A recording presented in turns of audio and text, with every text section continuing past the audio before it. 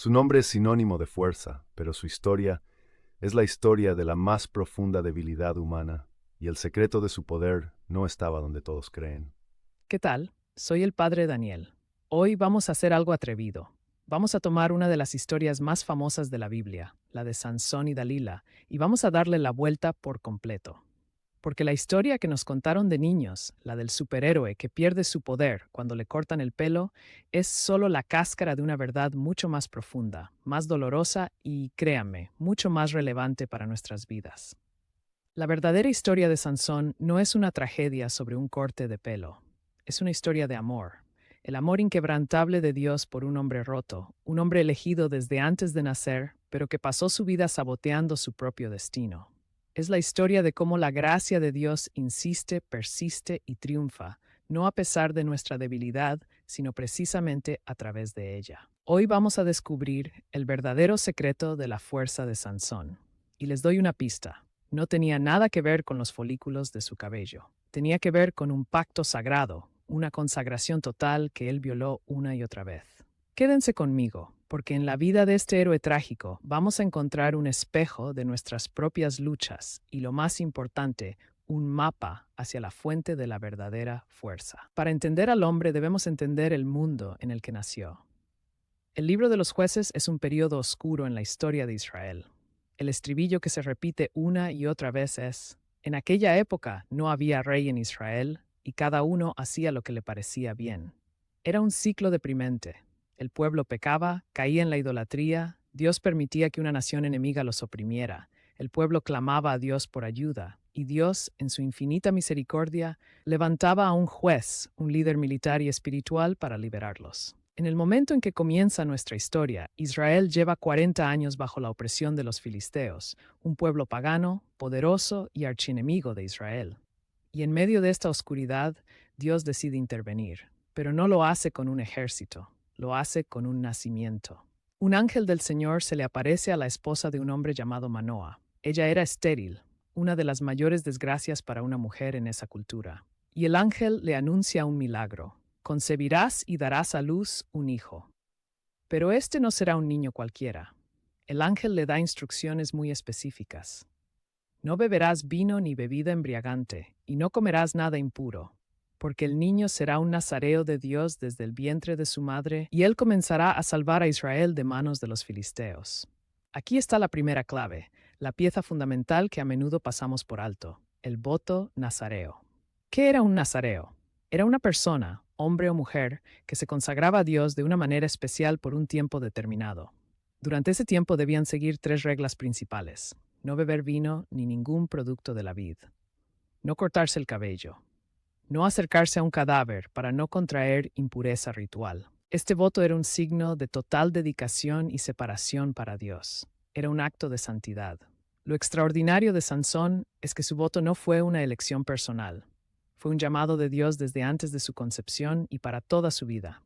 Él no hizo un voto nazareo, él era un nazareo. Su vida entera debía ser un testimonio viviente de su pertenencia a Dios. Y aquí está el secreto que lo cambia todo. Su cabello no era la fuente de su poder. El cabello era solo el signo externo y visible de su consagración a Dios. Su fuerza sobrehumana no venía de sus músculos ni de su pelo. Venía directamente del Espíritu del Señor, que descendía sobre él en momentos clave. Su fuerza era un don, un carisma, que dependía de su fidelidad al pacto que ese cabello representaba. Mientras él mantuviera su consagración, Dios le daría su poder. Si rompía el pacto, el poder se iría, no porque el pelo tuviera magia, sino porque él habría roto su relación especial con Dios. Y esto nos lleva al problema central, a la herida trágica que define toda la vida de Sansón. Dios lo eligió para ser un hombre santo, separado, un liberador. Pero Sansón tenía una debilidad que lo arrastró toda su vida. Y no, su debilidad no era Dalila. Su debilidad era una profunda incapacidad para controlar sus pasiones, especialmente su atracción por las mujeres filisteas, las mujeres del pueblo enemigo. Era un hombre gobernado por sus ojos. El texto lo dice una y otra vez. Vio una mujer en Timná, vio una prostituta en Gaza. En lugar de separarse del enemigo como su voto exigía, buscaba constantemente unirse a él a través de relaciones impulsivas y desastrosas. Era un hombre en guerra consigo mismo. Su llamado divino lo empujaba en una dirección, y sus deseos carnales en la dirección opuesta. Su primera aventura es un ejemplo perfecto. Va a Timná y ve a una mujer filistea. Vuelve a casa y le exige a sus padres: tómenmela por mujer, porque ella me agrada a los ojos. Sus padres, horrorizados, le dicen: ¿no hay una mujer entre tu propio pueblo? ¿Tienes que ir a buscar esposa entre los filisteos incircuncisos? Pero Sansón insiste. Y en este viaje ocurre su primer gran encuentro con el poder de Dios. Un león joven lo ataca.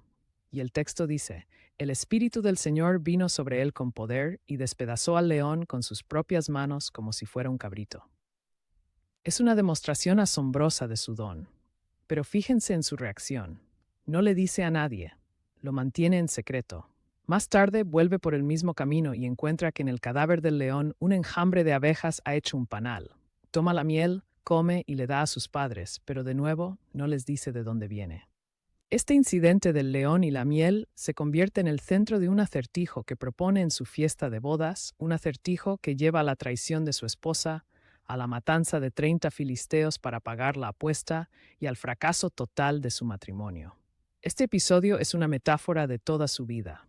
De la fuerza bruta, el león muerto, él intenta sacar algo dulce, la miel, pero el resultado siempre es amargo. Su fuerza, que debía ser para liberar a Israel, la usa para resolver sus problemas personales, para vengarse, para satisfacer sus impulsos. Y aquí vemos un patrón trágico. Sansón nunca lidera un ejército. A diferencia de Gedeón o Débora, él es un héroe solitario. Su guerra contra los filisteos es una serie de vendetas personales. Lo atan y el Espíritu de Dios viene sobre él y rompe las cuerdas. Mata a 1000 filisteos con una quijada de asno. Le tienden una trampa en Gaza y arranca las puertas de la ciudad y se las lleva a la cima de una colina. Son actos de un poder increíble, pero son impulsivos, aislados, y no logran la liberación sistemática de su pueblo. Es un hombre solo, luchando contra un imperio, pero también luchando contra sí mismo. Y después de 20 años de este ciclo de hazañas y fracasos morales, llega la prueba final. Llega la mujer cuyo nombre es sinónimo de traición, Dalila. El texto dice que Sansón se enamoró de ella, pero este amor es una obsesión. Los príncipes filisteos ven su oportunidad. Le ofrecen a Dalila una fortuna si logra descubrir el secreto de su fuerza, y ella, sin dudarlo, acepta. Lo que sigue es una de las escenas más dolorosas y psicológicamente tensas de toda la Biblia. Es la crónica de una caída anunciada. 3 veces Dalila le ruega que le cuente su secreto. 3 veces Sansón le miente, dándole respuestas falsas. Y 3 veces ella lo pone a prueba, llamando a los filisteos para que lo capturen. Y él sigue con ella. Es una ceguera espiritual y emocional total. Está tan atrapado en su pasión que no puede ver la traición que tiene delante de sus ojos. Finalmente, después de que ella lo presiona día tras día, el texto dice que su alma se angustió hasta la muerte. Y entonces comete el error fatal. Le abre su corazón, le cuenta todo. Le habla de su nacimiento milagroso, del voto nazareo, y le dice: si me raparan la cabeza, mi fuerza se apartaría de mí, y sería débil como los demás hombres. En ese momento, Sansón no solo le revela un secreto a una mujer, le está entregando su consagración, su pacto con Dios, a una enemiga por un afecto tóxico. Y Dalila lo sabe. Lo hace dormir sobre sus rodillas, llama a un hombre para que le corte sus 7 trenzas, y entonces grita las palabras fatales: Sansón, los filisteos sobre ti. Él se despierta y piensa: saldré como las otras veces y me escaparé. Y aquí viene la frase más desgarradora de toda la historia. Pero él no sabía que el Señor se había apartado de él. El espíritu ya no estaba, el pacto se había roto, la fuerza se había ido. Y el hombre más fuerte del mundo es capturado. Le sacan los ojos y lo llevan a Gaza, ciego y humillado, a moler grano en la prisión como un animal. Y aquí, amigos míos, llegamos al clímax, al verdadero secreto de Sansón, porque es en el fondo del abismo, en la oscuridad total, en la debilidad absoluta, donde Sansón finalmente encuentra la verdadera fuerza. Imagínenlo: ciego, esclavo, objeto de burla, todo lo que tenía, su don, su orgullo, se lo han quitado. Y en esa oscuridad, sin nada más a lo que aferrarse, Sansón hace algo que no lo hemos visto hacer en toda la historia: ora. No es una oración de venganza, aunque pide morir con sus enemigos. Es una oración de un hombre quebrantado que finalmente se vuelve a su Dios. Los filisteos celebran una gran fiesta en honor a su dios Dagón, agradeciéndole por haberles entregado a su enemigo. Y para la gran final, traen a Sansón para que los divierta. Lo colocan entre los dos pilares centrales que sostienen el templo. Y allí el gigante ciego, humillado, ora. Oh Señor Dios, te ruego que te acuerdes de mí. Te ruego que me des fuerzas solo esta vez. Y Dios escucha la oración de su hijo pródigo. Su cabello había comenzado a crecer de nuevo, no como la fuente del poder, sino como el signo de un posible arrepentimiento, de una nueva consagración.